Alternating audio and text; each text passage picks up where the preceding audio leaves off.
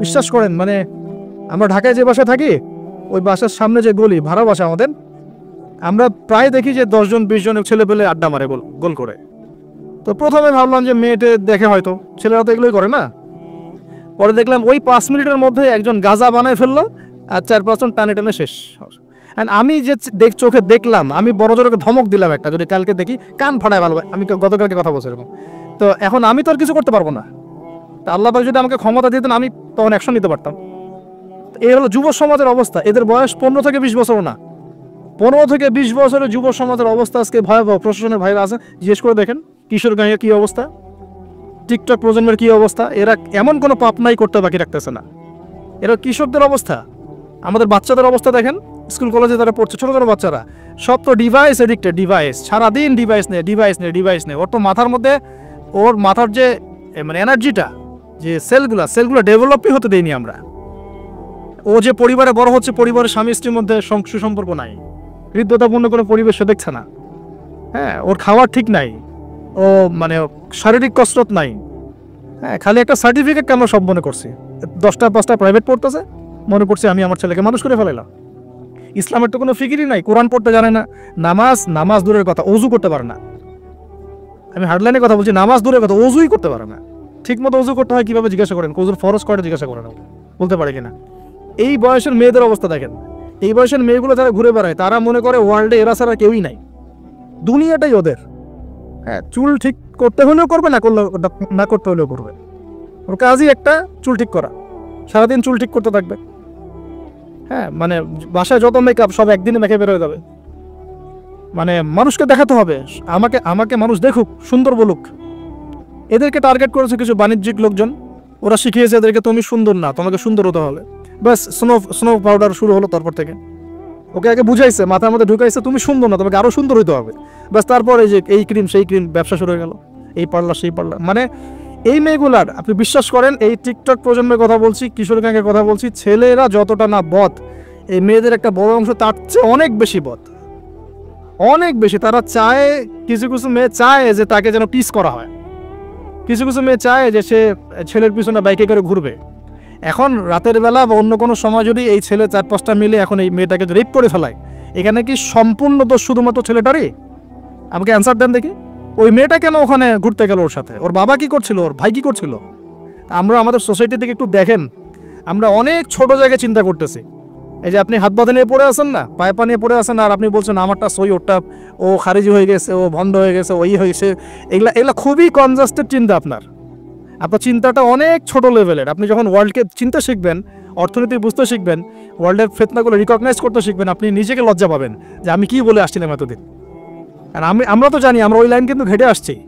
আপনি কোন জায়গায় চিন্তা করছেন, কোন জায়গায় আপনার চিন্তা থেমে যাবে, ওটা আমি জানি। ওর পর থেকে আমি আপনাকে চিন্তা করতে বলতে পারবো। ঠিক আছে, অনেক ডিপে আছে। পুরো ওয়ার্ল্ড নিয়ে ভাবেন। দেখেন আমাদের সোসাইটিগুলোর দিকে তাকান, আমাদের ইয়াং জেনারেশনকে দেখেন, আমাদের শিক্ষার দিকে দেখেন না একটু।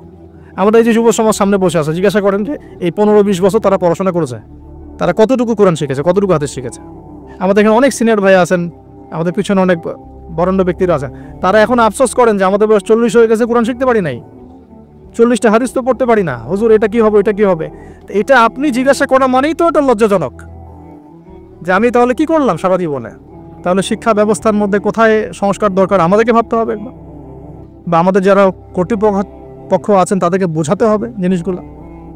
অর্থনীতি নিয়ে কি বলবো, এটা নিয়ে বলার তো কিছুই নাই, সব জায়গায় সুদ আর সুদ। অনেক দিন আগে যে বলেছি ক্যাশলেস সোসাইটির কথাই, ক্যাশলেস সোসাইটি এখন বাস্তব। আপনি চায়নায় যান, আপনি কোনো ক্যাশ পাবেন না। চায়নাতে কোনো ক্যাশই নাই, আপনাকে সব ডিজিটাল মানিতে লেনদেন এক্সচেঞ্জ করতে হবে। পুরো ক্যাশলেস সোসাইটি একটা, এবং এর চার্জের ফলে মিনিটেই মানুষ কোটিপতি হয়ে যাচ্ছে। মিনিটের মধ্যে মানুষ কোটিপতি, জাস্ট চার্জ কাটতে কাটতে কাটতে কাটতে কোটিপতি হয়ে গেছে। ইলেকট্রনিক মানি তো আসছেই, যখন ক্রিপ্টোকারেন্সির যুগ চলে আসবে তখন দেখবেন যে কী অবস্থাটা হয়। তা আমাদের ইকোনমিক্স সেকশনের এই মানে কি বলবো, যে আধুনিকায়নই বলেন অথবা আধুনিকায়নের শুরুতে সমস্যাগুলো, এগুলো ফাইন্ড আউট করার মতো আলেম ওলামারও ঘাটতি আছে। যখন সমাজে ক্লাসিক্যাল ট্র্যাকের বাইরে গিয়ে কথা বলে তখন হাসে, হ্যাঁ হাসে যে কি বলতেছে এগুলা, গোল্ড কয়েন, দিনার দিরহাম, এগুলো আবার কি বলে। অথচ দিনার দিরহামের কথা রাসূল সাল্লাল্লাহু আলাইহি ওয়াসাল্লামের সময় থেকে আসে। কতদিন বোঝানোর চেষ্টা করলাম, কতদিন যে বোঝানোর চেষ্টা করলাম যে ভাই 10 লাখ টাকা বাসায় রেখে দেন, দেখেন টাকার মান কমে না বাড়ে। আর যদি 10 লাখ টাকা সমপরিমাণ জমি থাকে আপনার এটার মান বাড়বে না কমবে, এতটুকু বুঝতে পারতেছি না যে এগুলো সাস্টেইনেবল কোনো অ্যাসেট না। কারেন্সি ছিল গোল্ড দিনার এবং সিলভার দিরহাম, তো এখন সেটা নাই ভালো কথা, কিন্তু আমাদেরকে তো বুঝতে হবে যে আমাদের ফিউচার কি।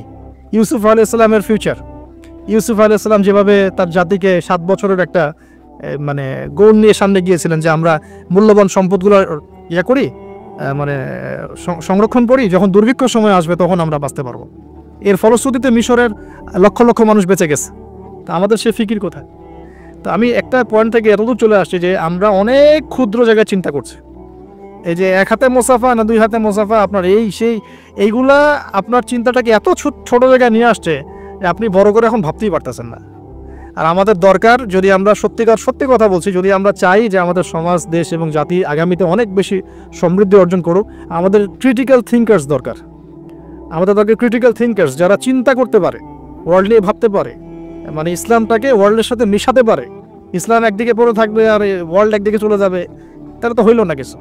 দেখেন ওই সময়ে লাত উজ্জা মানাত শিরক এগুলো বলতেন, লাত উজ্জা মানাতে মূর্তি পূজা শিরক এগুলো বলতেন সাহাবীরা।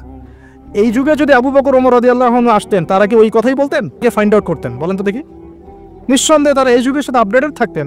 তা আমাদেরকে এই যুগের সাথে আপডেটেড থাকতে হবে। তো আল্লাহ পাক আমাদেরকে তৌফিক দান করুন, আমিন। প্রথমে আমরা তাওহীদটা শিখবো ইনশাআল্লাহ, তাওহীদের চর্চা করব। নিজের পরিবারটাকে আগে আপনি তাওহীদপন্থী বানান। আপনাকে সমাজ নিয়ে আগে ভাবতে হবে না, আগে আপনি আপনার পরিবারটাকে তাওহীদপন্থী বানিয়ে ফেলেন। আল্লাহ পাক তৌফিক দান করুন। আপনার সন্তানদেরকে তাওহীদ শেখান। আপনার স্ত্রী, আপনার সন্তান, আপনার মেয়ে, আপনার আত্মীয় স্বজন, এদের মাঝে আপনি আগে দাওয়াতি কাজটা করার চেষ্টা করেন। আল্লাহ পাক তৌফিক এনায়েত করুন। এবং এটা একা একা শেখা যাবে না। আমি বলছি যে দিনই ইলম অর্জন করব, অবশ্যই মুহাক্কিক আলেম খুঁজবো। আমি কোনো আলেমের নাম বলে দিব না, কারণ আমি একটা নাম বললেই অপোজিশন আছে, বলবে যে না ওনাকে তো আমি মানি না। আমি যদি বলি যে আমি আল্লামা তাকি উসমানীকে খুব ফলো করি, ভালোবাসি, পছন্দ করি, তারও তো হেটার্স আছে না? তো বলবে যে আপনি ফলো করেন, আমি করি না, আপনি মানেন, আমি মানি না। তো এই জন্য আমি কোনো নাম বলতে চাচ্ছি না। আপনি আপনার বুঝ অনুযায়ী, আপনার কাছে সারা ওয়ার্ল্ড ঘেটে যে মনে হয় যে না এই আলেম হকের উপর আছেন, তার কথাগুলো ভালো, তার ইলমি গভীরতা ভালো, তিনি সাম্প্রদায়িক না, বা তিনি হকের উপর আছেন, হক বলতে দ্বিধা করছেন না, হক বাতিলের সাথে মিক্স করছেন না, মানে আপনি বুঝেন, আপনাকে তো আল্লাহ পাক মেধা দিয়েছেন, আল্লাহ পাক তো আপনাকে বিবেক দিয়েছেন, আপনি বোঝার চেষ্টা করেন। তবে আমি রিকোয়েস্ট করবো একটা জিনিস এখানে, যে আপনি আলেমদেরকে দলে দলে ভাগ করে দিয়েন না, এবং আলেমদের মধ্যে সাম্প্রদায়িকতা সৃষ্টি করেন না, আলেমদের মধ্যে শত্রুতা বাড়ায় দিয়েন না। আপনি মৌমাছির মতো হন, এটা আমার নসিহত, আপনি মানবেন কি মানবেন না আপনার বিষয়। আমি এটা ফলো করার চেষ্টা করি, যে আমি নিজেকে একজন মৌমাছি মনে করি। আমাকে যদি বলেন যে এই যে রিক্সাওয়ালা রিক্সা আমাকে নামিয়ে দিল বাসায়, তার কাছেও আমার শেখার কিছু আছে। আপনি যদি মৌমাছি হন, আপনি এখান থেকে শিখতে পারবেন, অবশ্যই শিখতে পারবেন। এরকম অনেক শেখা আমরা শিখেছি। এখানে হাবিবে নাজ্জার ইতিহাসে জাজল্যমান হয়ে থাকলো, কিন্তু ওই রাজার নাম ইতিহাসে আসে নাই। একজন কাঠমিস্ত্রির নাম ইতিহাসে জাজল্যমান হয়ে থাকলো। হাবিবে নাজ্জারকে আল্লাহ পাক বললেন যে উদখুলুল জান্নাহ, জান্নাতে ঢোকো। সে বলছে ইয়া লাইতা কওমি ইয়ালামুন, হায় আমার কওম যদি জানতো জান্নাত কত সুন্দর জায়গা। অতএব প্রিয় ভাইরা, মৌমাছি হয়ে যান, যেখানে হক পাবেন, ভালো ভালো দিনই ইলম পাবেন, আপনি সেটা নেওয়ার চেষ্টা করেন। পরে আস্তে আস্তে যখন আপনার ম্যাচুরিটি বাড়তে থাকবে, আপনি বুঝবেন যে আসলে কোনটা হকের সবচেয়ে বেশি কাছাকাছি। আপনি ধরেন মেডিকেল সায়েন্স পড়েছেন, ইঞ্জিনিয়ারিং পড়েছেন, এখন আপনি বোঝেন না যে ক্লাস 8, 9, 10-এ কোন জায়গায় গ্যাপ ছিল? বুঝতে পারি না আমরা। এভাবে আস্তে আস্তে গ্র্যাজুয়ালি আপনি যেতে থাকেন, এক পর্যায়ে আল্লাহই আপনাকে সেই এলেম প্রজ্ঞা হিকমা দিবে, আপনি চূড়ান্ত লেভেলে বুঝতে পারবেন যে হ্যাঁ এইটা ঠিক আছে, এখানে থাকলে কোনো সমস্যা নেই অ্যাটলিস্ট। আর বাংলাদেশে যত হকপন্থী ওলামায়ে কেরাম আছেন, হোক সালাফি ঘরানার বা হানাফি ঘরানার বা ইত্যাদি, হক সবার মধ্যেই আছে। তবে কিছু কিছু ব্যক্তি আছে, উভয় ঘরানারই কথা বলছি, কিছু কিছু ব্যক্তি যারা আমানতের সাথে খেয়ানত করছেন। ওই জিনিসটা বুঝতে হলে আপনাকে ওই লেভেলে যেতে হবে। আপাতত আপনি সব ওলামায়ে কেরামকে শ্রদ্ধা রেখে আপনি ইলম অর্জনের চেষ্টা করুন। যেটা আপনার কাছে পাচ্ছেন, আপনি আপনার শহরে পাচ্ছেন, আপনার কাছাকাছি পাচ্ছেন। আর একটা রিকোয়েস্ট করবো যে অনলাইনে আহলুল ফেসবুক ওয়াল ইউটিউব হয়ে যাবেন না। এই জামাত নিয়ে বড় সমস্যা। এটা একটা আবার জামাত বের হয়ে যায়। এই জামাত মানে আবার জামাত ইসলাম না, আবার যারা রেকর্ড করতেছেন এটা আবার দিয়ে দিন না, জামাতি কথা বলে আসছে। আমি বলেছি আহলুল ফেসবুক ওয়াল জামা, মানে এরা ফেসবুক আর ইউটিউব দেখে দিন শেখায়। তো ফেসবুক ইউটিউব দেখে দিন শেখা যাবে না। ফেসবুক ইউটিউব দেখে আমরা মাঝে মাঝে কিছু তথ্য নিতে পারি, কিন্তু এই জগৎটা ইহুদি খ্রিস্টান দ্বারা নিয়ন্ত্রিত এবং একটা ফিতনার জগৎ। এখানে জিবরাইল আলাইহিস সালামকে চুবাই দেন, মানুষ তাকেও গালি দেওয়া শুরু করবে। হ্যাঁ, এখানে যে কোনো নবীকে নিয়ে আসেন, মানুষ তাকেও গালি দেওয়া শুরু করবে। এটা যে এত জঘন্য একটা জায়গা, এখানে কাউকে আর ভালো মানুষ রাখে নাই কেউ। যে কোনো আলেমের নাম বলেন, আমি তার ব্যাপারে 10টা খারাপ বের করে দিতে পারবো, আর আমার ব্যাপারে 11টা পারবো আর কি। ঠিক আছে, যে কোনো মানুষের কথা বলেন, কাউকে ভালো রাখে নাই। তো এইখান থেকে এলেম নেবেন না। এখান থেকে আপনি হয়তো কিছু তথ্য পাবেন, আবার তো সব তথ্য কিন্তু সঠিক না। এখানে রাতকে দিন বানানো যায়, দিনকে রাত বানানো যায়। ঠিক আছে, তো আপনি আলেমের দ্বারস্থ হবেন, তার কাছে যাবেন, সিলেবাস বলবেন যে আমি এই লেভেলে পড়েছি, আমার জেনারেল লাইনে এই পর্যন্ত পড়া হয়েছে, আমি এখন এই পড়াশোনা করছি, আমাকে একটা আমার মতো করে সিলেবাস করে দেন। দেখবেন আলেমরা কিন্তু একটা সিলেবাস আপনাকে আপনার লেভেলে করে দিবে আর কি। আমার লেভেলের সিলেবাস আপনার সিলেবাস এক হবে না, কিন্তু আমার লেভেলে যে সিলেবাস, আমাকে যে সিলেবাস করে দেওয়া হচ্ছে, সেটা কিন্তু আপনার মতো হবে না, আপনারটা আমার মতো হবে না। আপনাকে আমি যদি বলি, আপনাকে প্রথমে দেওয়া হবে কোরআন তেলাওয়াত শেখার ব্যাপার, নুরানি শিখবেন আপনি আগে, তারপর নাজেরা শিখবেন, তারপর আপনি হিপসে কিছু অংশ হিপস করবেন, তারপরে আরবি, যে এসো আরবি শিখি টাইপের বইগুলো আছে, এসো সরফ শিখি, এসো নাহু শিখি, এগুলো শিখবেন, ক্লাসিক্যাল অ্যারাবিক ল্যাঙ্গুয়েজ শিখবেন, তারপরে আপনি ইবারত পড়ার যোগ্যতা অর্জন করবেন, দেন আপনি আস্তে আস্তে হাদিসের কিতাবগুলো মোতালা করবেন, এইভাবে যাবেন, সিরাত পড়বেন। কিন্তু সবার সিলেবাস তো একরকম হবে না। এই সিলেবাস ভিত্তিক পড়াশোনা না করলে, বিক্ষিপ্ত পড়াশোনা, আজকে এই বই, কালকে ওই বই, কালকে এই, কালকে সেই, একদম মাথাটা ম্যাসাকাট হয়ে যাবে। এই বিক্ষিপ্ত মাথা দিয়ে আপনি না কিছু চিন্তা করতে পারবেন, না সত্য মিথ্যা বুঝতে পারবেন। তখন আপনার মাথাটাকে যে কোনো দিকে নিয়ে যাওয়া সম্ভব। আমার মাথা এত সহজে যে কোনো দিকে নেওয়া সম্ভব হবে না ইনশাআল্লাহ, বিকজ আমি এগুলো সব ঘাটাঘাটি করেছি। এমন একটা কথা বললেই আমি ফট করে গ্রহণ করবো না, কিন্তু আমি কিন্তু বিষয়টাকে অনেক গভীরে গিয়ে যাচাই বাছাই করে তারপর সিদ্ধান্তে আসার চেষ্টা করবো। কিন্তু যারা বিক্ষিপ্ত মানসিকতার, যে কোনো দিকে নেবেন, বাতাস ওই দিকে দৌড়ানো শুরু করবে আর কি। এবং বাংলাদেশে যে চরমপন্থার যে একটা ব্যাপার আছে না, চরমপন্থী একটা আকীদার ব্যাপার আছে, এইটা এই বিক্ষিপ্ত মানসিকতারই ফলশ্রুতিতে হয়েছে। তারা যদি কনস্ট্রাকটিভ সিলেবাসে পড়াশোনা করতো না, তাদের মানসিকতা এমন হতো না, কিন্তু উগ্র হতো না।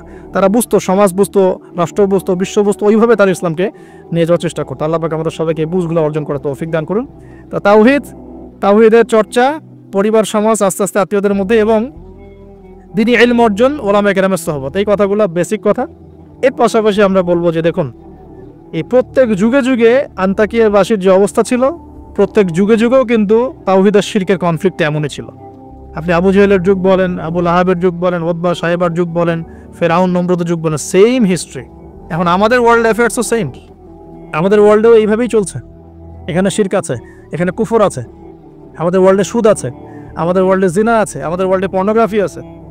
যত পাপ আছে পৃথিবীতে, এই সমস্ত পাপের গ্লোবালাইজেশন হয়েছে এই ওয়ার্ল্ডে। আমরা একটা ভয়ঙ্কর বিশ্বে বাস করি। আমাদের মতো ভয়ঙ্কর বিশ্বে মনে হয় যে ওই আবু জেহেলরাও থাকে নাই। বিশ্বাস করেন না এটা? আবু জেহেলের যুগে শিরক ছিল, এটা গ্লোবালাইজেশন ছিল না। আবু জেহেলের যুগে রিবা ছিল, কিন্তু ওটা গ্লোবালাইজেশন ছিল না। এত র্যাপিডলি মানে ফিতনা ছড়িয়ে পড়তো না। আমরা সবচেয়ে ফিতনাময় পরিবেশে বসবাস করছি। সামনে আরও ফিতনা আসবে, তারপর হয়তো বা আল্লাহ পাক কোনো একটা কিছু আনবেন ইনশাআল্লাহ তাআলা, কারণ রাতের পরে দিন আসবে, এটাই স্বাভাবিক। তো এখন এই ফিতনাগুলো পরিবেশে আমাদের কিভাবে আমরা চলবো? তাহলে ফার্স্ট অফ অল আমাদের ইলম অর্জন 1 নাম্বার। তারপরে আমি বলবো যে আমাদের ইলম অনুযায়ী বেশি বেশি আমল দরকার, অনেক বেশি আমল দরকার, এবং অনেক বেশি আলেমদের সাথে সোহবত দরকার। এই সোহবতে আমাকে দিন শেখাবে, আমল উৎসাহিত করবে। একা একা না থাকা, কিছু দিনই ভাই মিলে অ্যাটলিস্ট একটা অ্যাসোসিয়েশন বা ফাউন্ডেশন বা কিছু এক সোশ্যাল কোনো ওয়ার্ক, মানে এরকম কিছু নন পলিটিক্যাল, নন প্রফিটেবল, এগুলোর মধ্যে থাকা, তাহলে আপনি মানে একে অপরের সাথে মোজাকারা করে চলতে পারবেন। বা এগুলো করতে না পারলেও যে কোনো একটা বৃহত্তর জামাত, যেমন যেটা ক্লাসিক্যাল ট্রেন্ড আছে, কেউ কওমির মধ্যে আছেন, কেউ তাবলিগে আছেন, কেউ সালাফিজমে আছেন, মানে একটা ঘরানা ফলো করে চলা, তাহলে আপনার কিছু দিনী ভাইয়ের সাথে আপনি মানে মিলেমিশে থাকতে পারবেন, আপনাকে ইসলাম সংশোধন করতে পারবে একজন আরেকজনের। আর এখানে বিভক্তি না বাড়ানো, ঐক্যবদ্ধ থাকতে গিয়ে আবার বিভক্ত মানে দল ক্রিয়েট না করে ফেলা। মনে করেন আমরা একটা ফাউন্ডেশন করলাম, এই ফাউন্ডেশনটাকে একটা দল মনে করা, না মনে করা যে আমি আমারটাই সত্য মিথ্যা চূড়ান্ত মানদণ্ড, এরকম মনে না করা, বরং আপনাকে সবার সাথে মিউচুয়াল করে চলার চেষ্টা করতে হবে। মানে হকপন্থীদের কথা বলছি, হকপন্থীদের সাথে মিউচুয়াল করে চলার চেষ্টা করতে হবে। তো না হলে ওইটা আবার আরেকটা ফেরকা হয়ে যাবে আর কি। আপনি হক প্রতিষ্ঠা করতে গিয়ে নতুন একটা ফেরকার জন্ম দিয়ে ফেলেন না, যেটা হয়েছে বাংলাদেশে হক প্রতিষ্ঠা করতে গিয়ে মানুষ বহু ফেরকার জন্ম দিয়ে ফেলছে আর কি। আমি ওই যে বললাম না, হক ক হক খ হক গ হক ঘ, কেউ কারোর সাথে কারো মিল নেই। কয়ের আমির একজন, ক্ষয়ের আমির একজন, গয়ের একজন, ঘয়ের একজন। এইরকম হজবরল একটা হসপস অবস্থা হলে তো সমস্যা। তো একসাথে থাকবো। শোনেন, এই কথাটা খুব ভালো করে শোনেন, আব্দুল মালিক সাহেবের বই থেকে কথাটা বলছি। আমি অনেক শ্রদ্ধা করি। মতানৈক্য থাকবে, তার উপর ঐক্য হবে। মতানৈক্য আছে, ওই ভাই আমার ধরেন যে বাবরি চুল পছন্দ করে, আমি করি না। ওই ভাই মনে করেন যে কি বলবো, রফুল এদান করে, আমি করি না। ওই ভাই মনে করেন যে কি বলবো, যে হ্যাঁ জোরে আমিন বলে, আমি আসতে বলি। মতানৈক্য তার সাথে আমার আছে, কিন্তু তারপরেও আমাকে একসাথে থাকতে হবে। এরকম অবস্থায় না আসতে পারলে আপনি বাংলাদেশ কেন, সারা ওয়ার্ল্ড অ্যাফেয়ার্স চিন্তা করে মুসলিমদের ঐক্যবদ্ধ কোনো প্ল্যাটফর্ম বা কোনো রকম রেভলিউশন, এটা আসলে সম্ভব হবে না। বরং এই সুযোগগুলো কাজে লাগায় অমুসলিম যারা আছে, ইসলামের শত্রু যারা আছে, এরা আপনাকে আরও ডিভাইড অ্যান্ড রুল নিতে থাকবে। End of the day you will destroy yourself. আপনি নিজেকে ধ্বংস করে ফেলাবেন আর কি। আর এরপরে আমাদের এখনকার করণীয় হচ্ছে ফিতনাগুলো রিকগনাইজ করা, আগে ফিতনাগুলো চিহ্নিত করতে শেখা যায়, কোন কোন জায়গায় কোন কোন ফিতনা আছে, তারপরে সেখান থেকে বাঁচার পদ্ধতিগুলো গ্রহণ করা।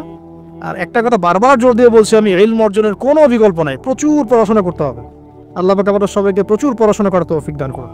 মনে করেন এখন থেকে নিয়াত করেন যে ইনশাআল্লাহ আগামী 10 বছর আমরা ডানে বামে এত না দেখে পড়াশোনাই করতে থাকবো। ইনশাআল্লাহ খালি পড়াশোনা করতে থাকেন। আপনাকে এখন রাষ্ট্রের দায়িত্ব নেওয়ার দরকার নেই আপনার।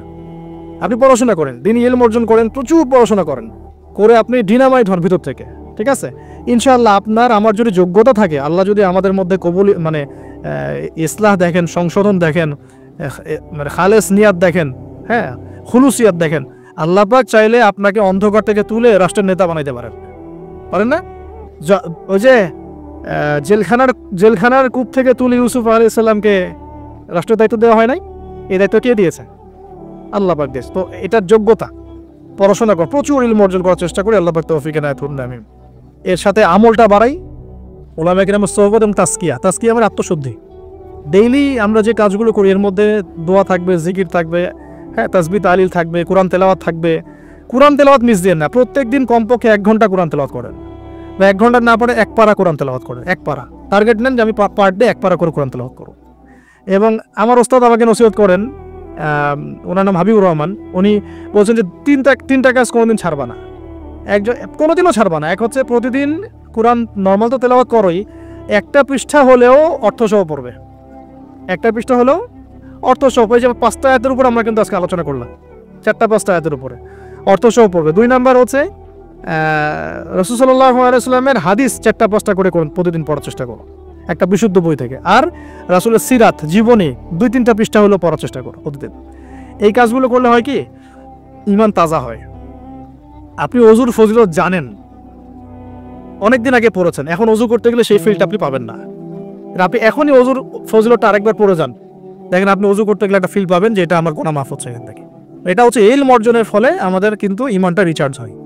তো আমলটা বাড়াই, ডেইলি এই আমলগুলো চালু করি, জিকির আজগার, তাসবিহ তাহলিল, পারিবারিক তালিম করতে পারলে খুব বেশি ভালো হয়।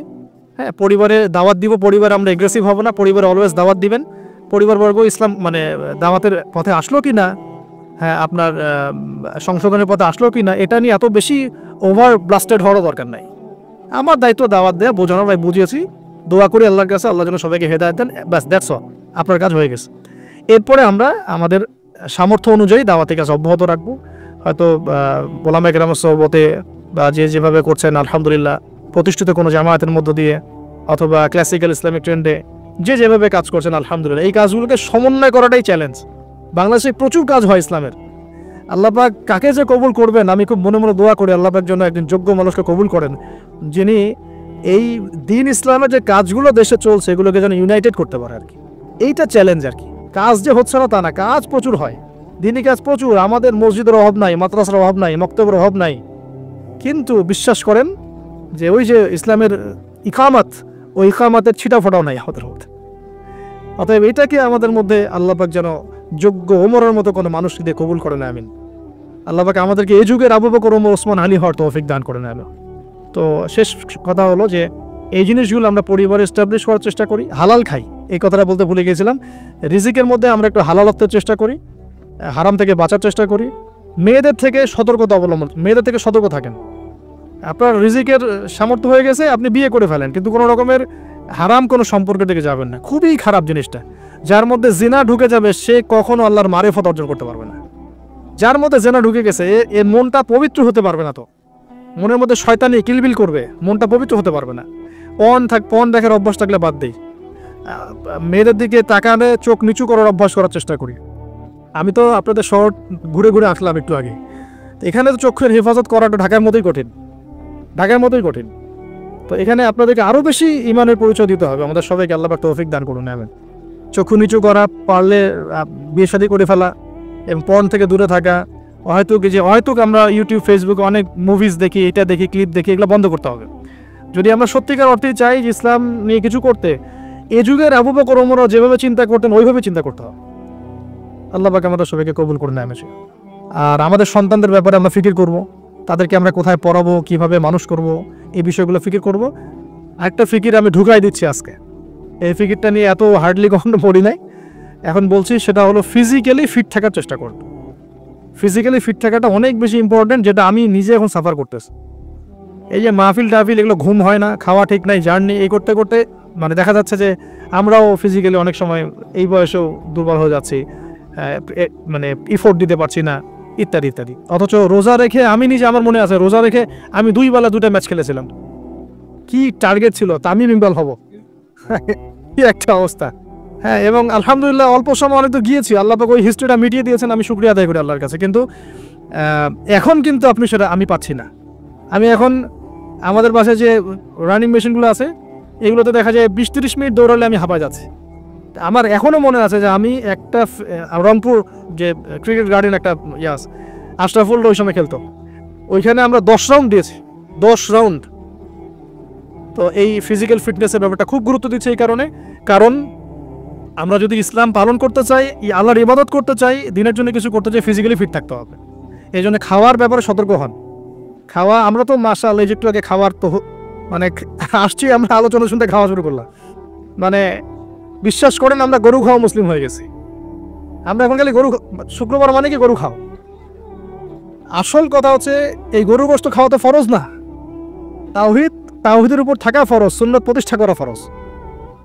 যেগুলো আরাম লাগে সেগুলো আমরা খুব করতে চাই, আর যেগুলো করতে কষ্ট এগুলো আমরা করতে চাই না। তো খাওয়া দাওয়া করেন, সমস্যা নাই, কিন্তু ফিজিক্যালি ফিট থাকার চেষ্টা করেন। ডেইলি কিছু এক্সারসাইজ করেন। হ্যাঁ, পারলে যারা জিম করতে পারেন তারা জিম করবেন। বাচ্চাদের খাবার কি দিচ্ছি সেটার ব্যাপারে সতর্ক থাকেন। বাসায় কি খাবার ঢুকছে এটা সতর্ক থাকা উচিত। কি খাচ্ছি না, এই ব্যাপারে ডক্টরদের পরামর্শ নেন যে আমরা কোন বয়সে কীভাবে চলবো, এটা খুব ইফেক্টিভ হবে। পরবর্তীতে আপনারা ভালো কিছু করতে পারবেন ইনশাআল্লাহ তাআলা, আল্লাহ পাক তৌফিক দান। আর সবশেষ কথা হচ্ছে যে আমাদের সবার মধ্যে আল্লাহ পাক কিছু প্রতিভা দিয়েছেন। কেউ হয়তো মাশাআল্লাহ লিখতে পারেন, কেউ হয়তো মাশাআল্লাহ বলতে পারেন, কেউ ভালো অ্যাসোসিয়েট করতে পারেন। যার যে প্রতিভা আছে এই প্রতিভাগুলোকে ফাইন্ড আউট করে আল্লাহর দ্বীনের জন্য কাজে লাগায়। এর মানে এই না সবাইকে আলেম হয়ে যেতে হবে, সবাইকে মুফতি হইতে হবে। This is not necessary. আপনার যেখানে আপনি আছেন, একজন প্রশাসনের ভাই তার জায়গা থেকে ইসলামের খেদমত করতে পারে, একজন ডক্টর তার জায়গা থেকে দ্বীনের খেদমত করতে পারে। তো প্রিয় ভাইরা, যার যেখানে আমাদের কাজ আছে, জব সেকশন, আমরা সেখান থেকে দ্বীনের খেদমত করার চেষ্টা করি। আল্লাহ পাক আমাদের সবাইকে তৌফিক ইনায়াত করুন, বলি আমিন।